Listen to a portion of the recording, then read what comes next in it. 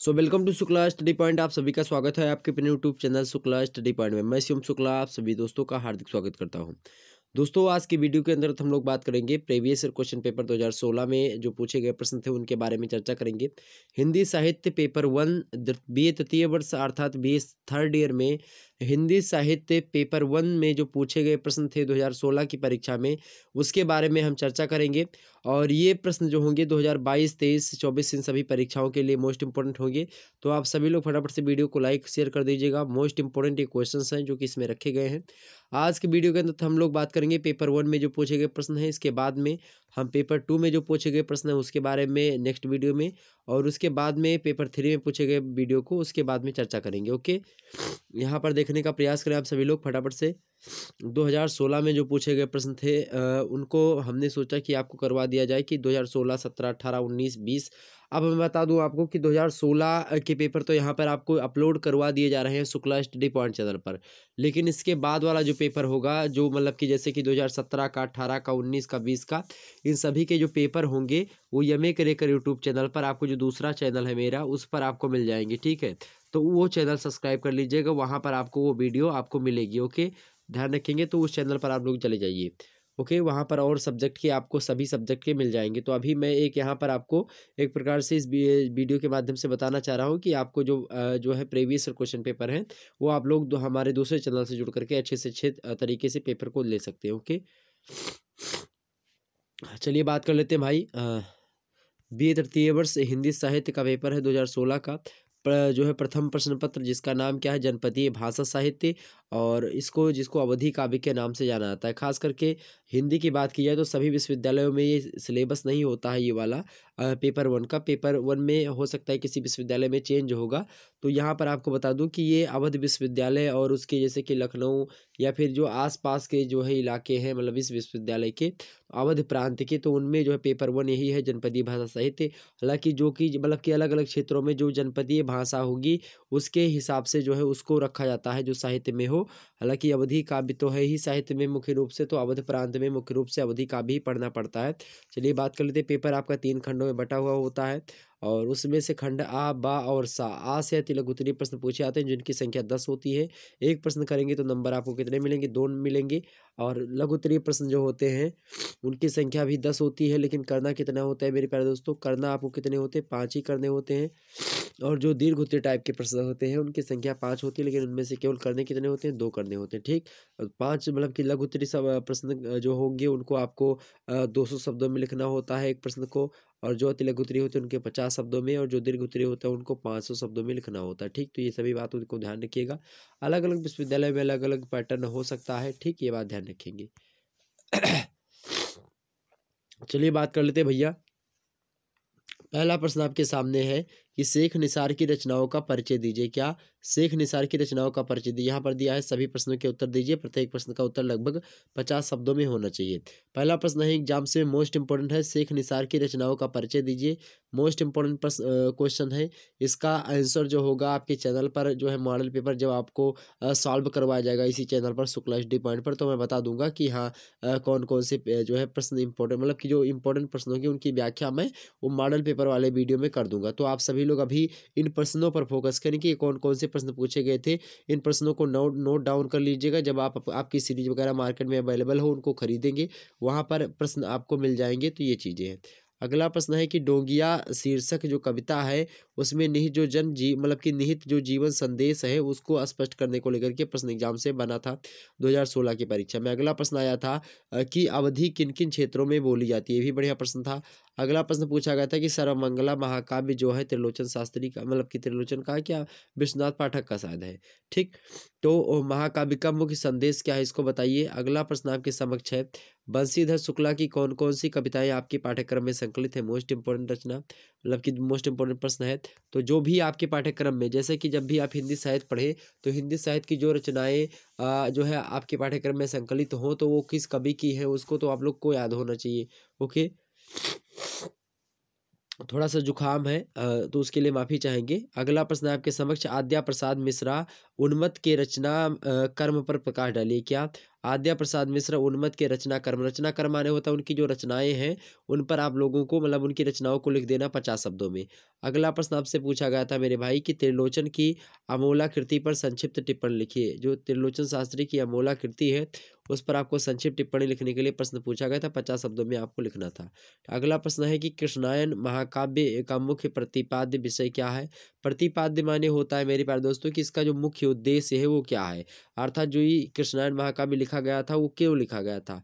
ठीक। अगला प्रश्न है आपके सामने 9वां नंबर प्रश्न है कि अवधि के प्रमुख आधुनिक कवियों का नाम उल्लेख कीजिए। अवधि के जो प्रमुख आधुनिक कवि हैं उनके नामों को लेकर के प्रश्न पूछा गया है।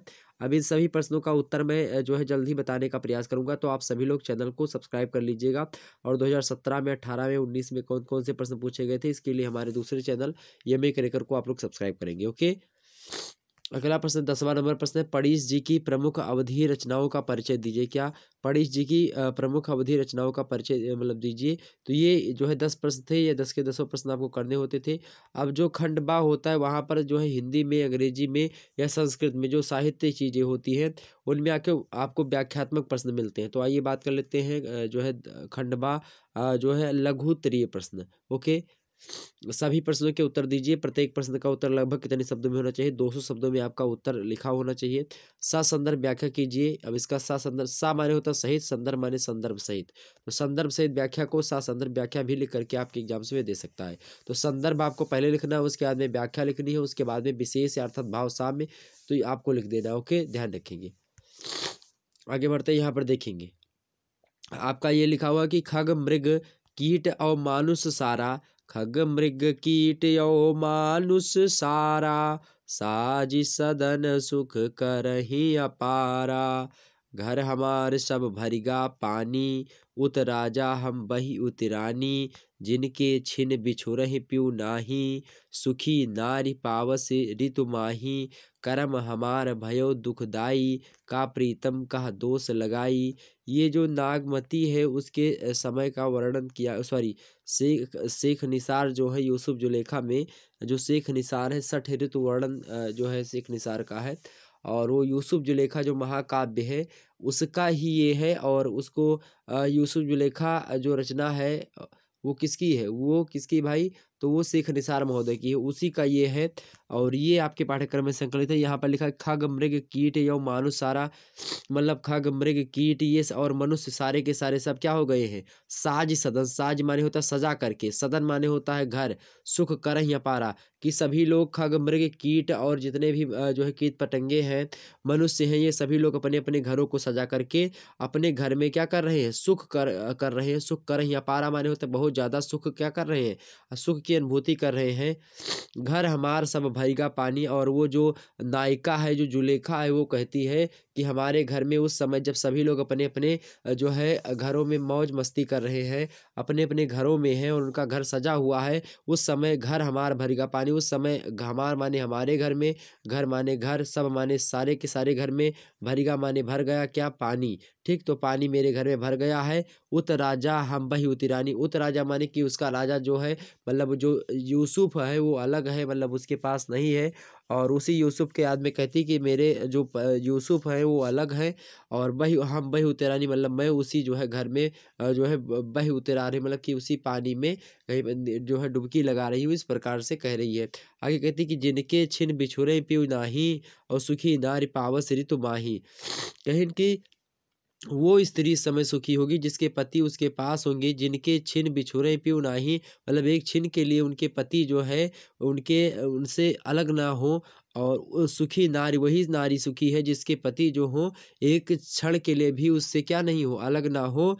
किस ऋतु में, पावस ऋतु माही, मतलब पावस ऋतु में वो नारी सुखी है, वो स्त्रियां सुखी हैं जिनके पति जो है उनके पास ही हैं, वो सुखी हैं, और जिनके पति एक क्षण के लिए भी उनके आँखों से अलग नहीं हटते हैं।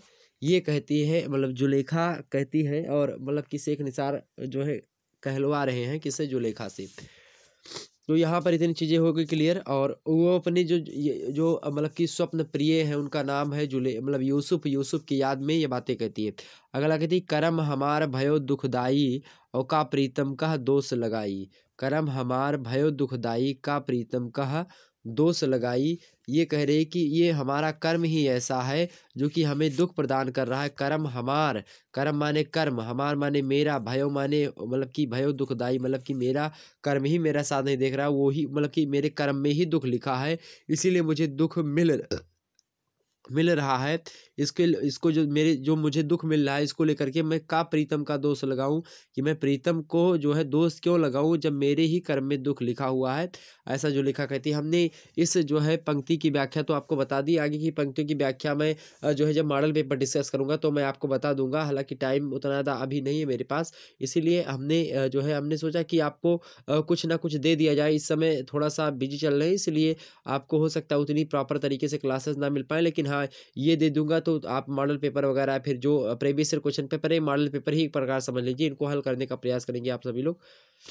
अगला है दूसरा, अथवा करके दिया था, अगर वो नहीं पता था दूसरा कर सकते थे कि दूसरे के दुख ते दुखी हुए अपनो सुख सबका बांट दिए, जो जाने सुख दुख के किरला बस वह आई सुंदर मनई। ये जो है मनई कविता से है, मनई शीर्षक कविता से है।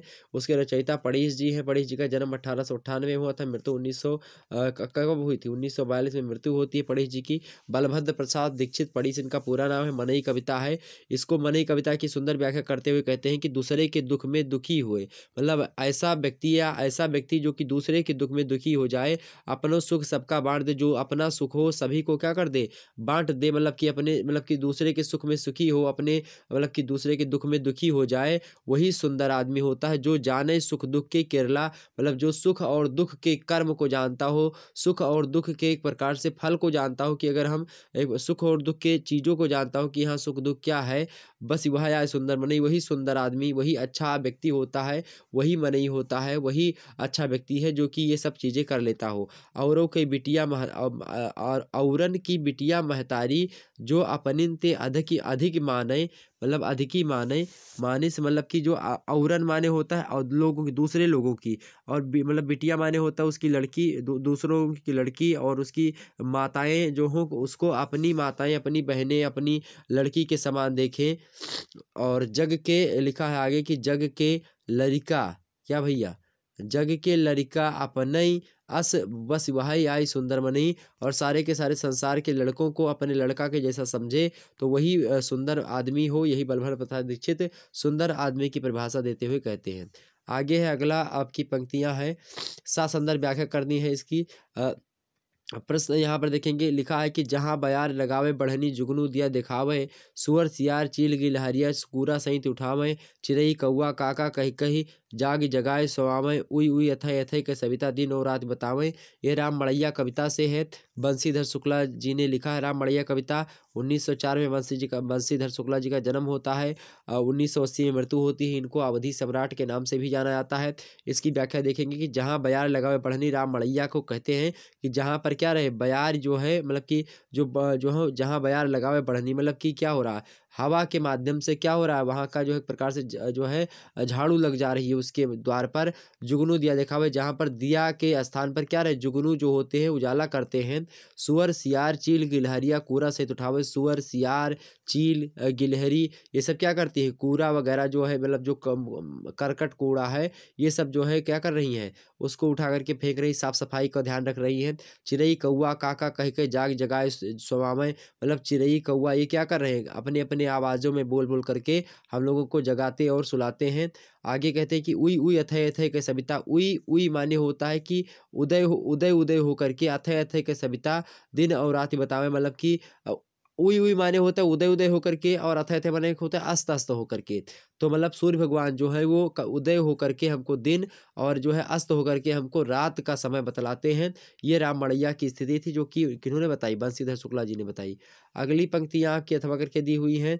कीट पतंग भृंग जो है पशु पंछी बेली मतलब बेली बिटप तनुधारी, एक विराट प्रेम का बेटा, सब समान अधिकारी, सबका छुपा क्षुधा पिपासा व्यापय बा सबकै मुँह चीरा, सबका ठौर पुई मतलब भुई पैचाही का कुंजर का खीरा मतलब कीरा, जहाँ तहाँ सीमा रहे भुई कै और मतलब कि तब तक रहे लड़ाई, स्वार्थ से उपजे लघु सीमा आपन और पराई। ये जो कविता है मेरे प्यारे दोस्तों आचार्य विश्वनाथ पाठक के द्वारा लिखित है और जो है सूरज की स्थापना सूराज की स्थापना जो है उस कविता से ली गई है। आगे हम समझते हैं अगला पंक्ति है आपकी मतलब कि अगला प्रश्न है आपसे पूछा गया कि शेख निसार के वियोग वर्णन की विशेषताओं का वर्णन कीजिए। अथवा दूसरा प्रश्न है आपके सामने एक श्रेष्ठ बरहवेकार के रूप में त्रिलोचन शास्त्री का महत्व स्पष्ट कीजिए। ओके, अगला प्रश्न आपसे पूछा गया था लघु उत्तरीय का, तो चाहे ये प्रश्न करेंगे चाहे ये करेंगे, दोनों में से आपको एक ही करना था। अगला प्रश्न 2016 में पूछा गया था कि पणीश जी की घसियारिन जो कविता है मतलब पणीश जी की ही रचना है, बलभद्र प्रसाद दीक्षित पणीश जी की रचना है घसियारिन, जो कि आपके पाठ्यक्रम में संकलित है। तो उस कविता का जो है भाव सौंदर्य उद्घाटित कीजिए। नेक्स्ट प्रश्न आपसे पूछा गया था अथवा करके दूसरा कि रमई काका के साहित्यिक अवदान को स्पष्ट कीजिए। मोस्ट इंपोर्टेंट प्रश्न था। अगला प्रश्न है भाई, अगला प्रश्न है बंशीधर शुक्ला की राष्ट्रीय चेतना पर प्रकाश डालिए। मोस्ट इंपोर्टेंट प्रश्न अथवा प्रश्न पूछा गया था कि सिद्ध कीजिए कि मृगेश जो है ग्रामीण परिवेश के सशक्त कवि हैं। तो भाई है बिल्कुल, तो ये इतने प्रश्न पूछे गए थे आपसे लघु उत्तरीय के जो कि 2016 में पूछे गए थे। अगला है आपका खंडसा और खंडसा से आपके 5 प्रश्न हैं जो कि दीर्घ उत्तरीय टाइप के हैं। इनको 500 शब्दों में आपको लिखना है। किन्हीं 2 प्रश्नों के उत्तर आपको यहाँ से देने पड़ते हैं। एक प्रश्न का उत्तर लगभग 50 मतलब 500 शब्दों में आपको लिखना है। 5 प्रश्न इनमें से 2 प्रश्न आपको छांट लेने हैं। चलिए देखते हैं अगला प्रश्न आपका छायावादी काव्य प्रवृत्तियों का। पहला प्रश्न 7वां नंबर देखेंगे।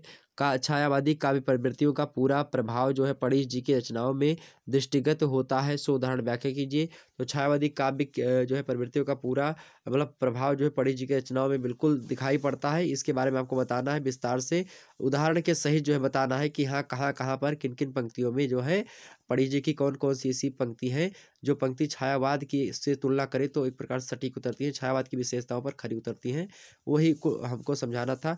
अगला प्रश्न आपसे पूछा गया था 2016 के पेपर में। अगला प्रश्न पूछा गया था कि आद्या प्रसाद मिश्रा जो उन्मत्त जी हैं, उन्मत्त इनका उपनाम है आद्या प्रसाद मिश्रा का, तो इनकी काव्य विशेषताओं का मतलब काव्यगत विशेषताओं पर प्रकाश डालिए, प्रश्न पूछा गया। अगला प्रश्न था आपका कि एक सच्चे जनकवि के रूप में बंशीधर शुक्ला जी का मूल्यांकन कीजिए। बंशीधर शुक्ला जी अच्छे जनकवि हैं, अवधि सम्राट कहे जाते हैं। तो निश्चित तौर पर इनसे 2-3 प्रश्न एग्जाम से बनते रहते हैं हमेशा। आधुनिक अवधि काव्य धारा में आचार्य विश्वनाथ पाठक के अवदान की समीक्षा कीजिए। अवदान माने क्या होता है, उन्होंने क्या लिखा है, एक प्रकार से किस प्रकार से उन्होंने जो है काव्य धारा को आगे बढ़ाया आचार्य विश्वनाथ पाठक जी ने, उनके बारे में आपको बताना है। नेक्स्ट प्रश्न है आपका 11वां नंबर। सिद्ध कीजिए कि त्रिलोचन शास्त्री जो है वो अवधि के क्या है, विशिष्ट और प्रयोगशील क्या है कवि है। इसको आपको स्पष्ट करना कि त्रिलोचन शास्त्री अवधि के भी विशिष्ट और प्रयोगशील कवि हैं। तो बिल्कुल है, त्रिलोचन शास्त्री जो है वो अवधि के ही एक प्रकार से अवधि के कवि तो नहीं है, लेकिन उनकी एकमात्र रचना अवधि जो अमोला मतलब 12वीं उनकी है, अमोला रचना है, वो जो है अवधि में पूरी की पूरी है। बाकी रचनाएं इन्होंने हिंदी में खूब लिखी हैं। तो ये अवधि के भी सशक्त कवि हैं, कोई दिक्कत की बात नहीं उसमें। तो ये आपको समझाना था 500 शब्दों में। इनमें से 2 प्रश्न आपको छाड़ने थे, कोई दिक्कत की बात नहीं थी। अब हम नेक्स्ट वीडियो जो होगा आपका बीए द्वितीय वर्ष मतलब जो है बीए 3rd ईयर द्वितीय प्रश्न पत्र किसका, हिंदी साहित्य का, उसका नाम क्या है।